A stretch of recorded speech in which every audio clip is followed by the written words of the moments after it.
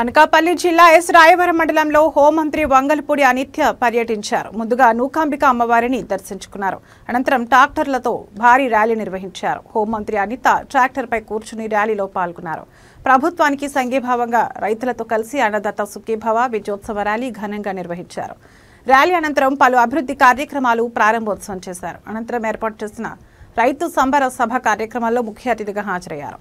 ఈ సందర్భంగా ఆమె మాట్లాడుతూ రైతుకు కష్టం కలగకుండా చూసే విధంగా 20,000 రూపాయలు అందజేసే కార్యక్రమం అన్నదాత సుఖీభవ కార్యక్రమాన్ని రాష్ట్ర ప్రభుత్వం ప్రతిష్టాత్మకంగా తీసుకుందన్నారు.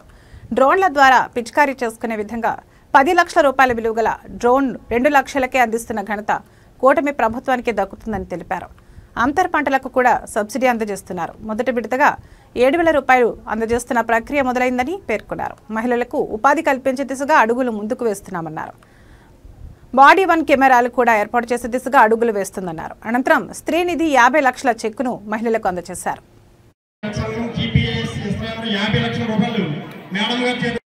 3 కోట్ల రూపాయలు మీ గ్రామానికే వెచ్చించి అభివృద్ధి కార్యక్రమాలు చేసుకున్నాం. మీరందరూ నా మీద పెట్టుకున్న నమ్మకానికి ఎక్కడా కూడా మిమ్మల్ని ఇబ్బంది పెట్టకుండా చూసుకునే బాధ్యత తీసుకున్నాం. ఇక్కడ ఈ ఒక్క ఊరే కాదండి, సుమారుగా 109 పంచాయతీల్లోనూ కూడా అభివృద్ధి సంక్షేమ కార్యక్రమాలు ముందుకెళ్తున్నాయి. మీరు మమ్మల్ని ఆశీర్వదించండి, మీ ఇంటి ఆడబిడ్డగా నన్ను ఆశీర్వదించండి.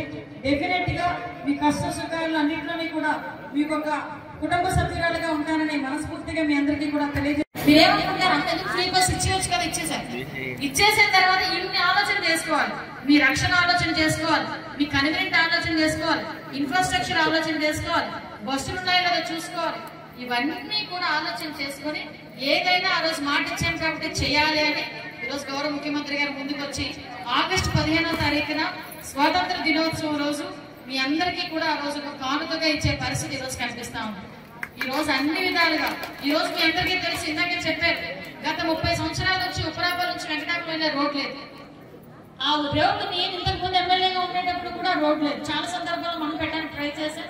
మిగతా అన్నింటి మీద కూడా కాన్సన్ట్రేట్ చేశాం, కానీ దాని మీద కాన్సన్ట్రేట్ చేయలేకపోయాం. ఈ రోజు మళ్ళీ అవకాశం వచ్చి మీ అందరికీ ఆ రోజు మాట ఇచ్చాను ఎలక్షన్ క్యాన్వాసింగ్ లో, అమ్మ డెఫినెట్ గా ఈ రోజు రాష్ట్రం మొత్తం ఎక్కడికి వెళ్ళాలనుకున్నా కూడా మహిళలందరికీ కూడా అందరికీ అంటున్నాను, అర్థమైందా మీకు? ఇందులో ఉద్యోగస్తులు ఉందా లేదా అన్నది ఏం లేదు, అందరికీ కూడా ఈ రోజు ఈ పథకం వర్తిస్తుంది.